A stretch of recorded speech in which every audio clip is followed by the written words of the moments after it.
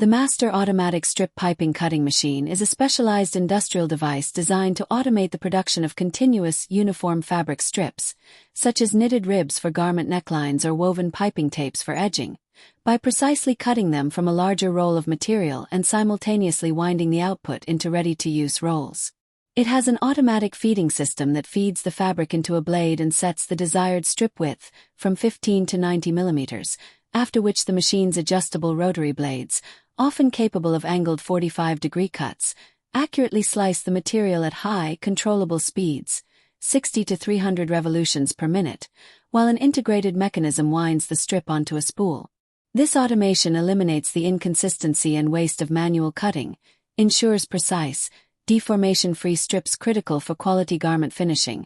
and drastically boosts productivity by providing continuous lengths that streamline downstream operations like automated binding, making it an essential piece of equipment for modern textile and apparel manufacturing.